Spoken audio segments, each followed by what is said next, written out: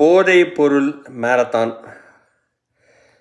நம்மளோட முதலமைச்சர் முதல் ஆளாக காத்தால கிளம்பி வந்து இளைஞர்களுக்கு ஒரு ஊக்கத்தை கொடுத்துருக்கிறாரு.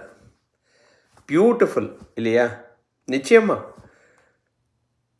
திமுக அரசு போதையை கிட்டத்தட்ட ஊக்குவிச்சிட்டே இருந்தாங்க. செந்தில் பாலாஜி டாஸ்மாக் அமைச்சராக இருந்தபோது 24/7 என்னன்னா எல்லா வாட்டியும் நான் பேசிக்கிட்டே இருந்திருக்கேன். 5 வருஷமாக பேசிகிட்டே இருந்திருக்கிறேன்.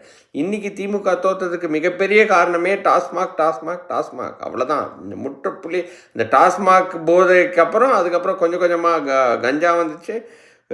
கஞ்சா கொஞ்சம் கொஞ்சமாக மாத்திரை வஸ்துக்கள் எல்லாமே வந்துடுச்சு.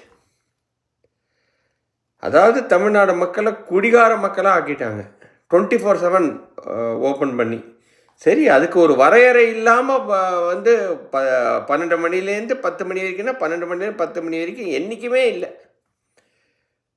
24/7 கிடச்சிட்டு இருந்தது. ஆனால் இன்றைக்கி நம்மளோட முதலமைச்சர் என்ன சொல்லியிருக்கிறாரு, இந்த போதை கலாச்சாரத்தை நாங்கள் ஒழிப்போம், அது ஒழிப்பதற்கு முதல் காரணியாக நான் தான் இருப்பேன்னு சொல்லி இன்றைக்கி ஒரு மேரத்தானம் போயிருக்கிறாரு.